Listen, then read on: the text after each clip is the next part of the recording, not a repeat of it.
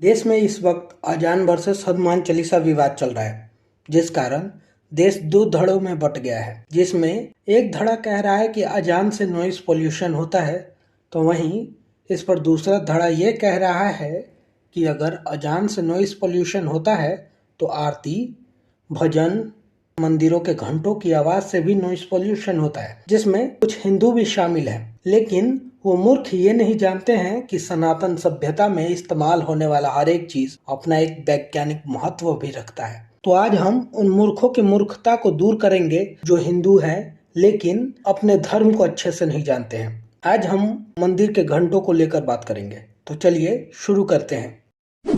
क्या आप जानते हैं घंटियां कितने प्रकार की होती हैं? अगर नहीं तो चलिए हम आपको बताते हैं। तो दरअसल घंटियां 4 प्रकार की होती हैं। पहली गरुड़ घंटी, दूसरी द्वार घंटी, तीसरी हाथ घंटी और चौथा घंटा होता है।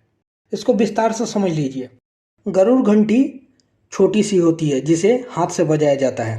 द्वार घंटी यह द्वार पर लटकी होती है। यह बड़ी और छोटी दोनों प्रकार की होती है। हाथ घंटी पीतल की ठोस एक गोल प्लेट की तरह होती है जिसको लकड़ी के एक गद्दे से ठोक कर बजाते हैं। घंटा यह बहुत बड़ा होता है, कम से कम 5 फुट लंबा और चौड़ा होता है। इसको बजाने के बाद आवाज कई किलोमीटर तक चली जाती है।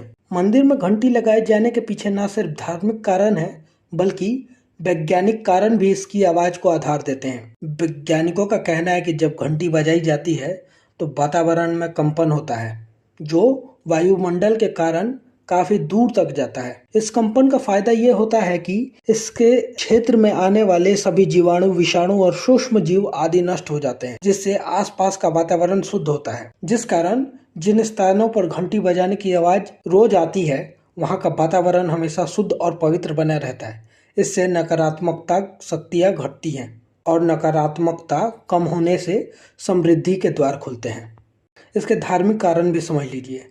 पहला कारण कि घंटी बजाने से देवताओं के समक्ष आपकी हाजिरी लग जाती है।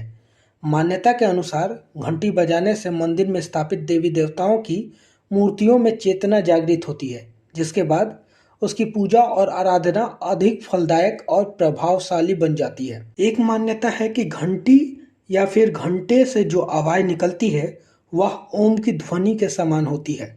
यही कारण है कि लोग ओम उच्चारण के समान पुण्य फल को प्राप्त करने के लिए मंदिर में भी घंटी बजाते हैं। वैसे कुछ लोगों का यह भी मानना है कि मंदिर में घंटे को बजाने से उन्हें दैवीय उपस्थिति का भी भान होता है। मान्यता यह भी है कि घंटे से निकलने वाली तरंगे मानव मस्तिष्क के लिए अच्छी होती हैं, जो किसी भी व्यक्ति के भीतर सकारात्मक ऊर्जा का संचार करती हैं, जिससे व्यक्ति को मन की शांति मिलती है। Cadmium, zinc, nickel, chromium, magnesium से बनी घंटी बजाने पर जो ध्वनि निकलती है वो मस्तिष्क के दाएं और बाएं हिस्से को संतुलित करती है। ज्योतिष शास्त्र कहता है कि शरीर के सभी 7 हीलिंग सेंटर को घंटी की गूंज सक्रिय कर देती है। मन, मस्तिष्क और शरीर को घंटी की ध्वनि अलग तरह से सकारात्मक ऊर्जा से लवरेज कर देती है।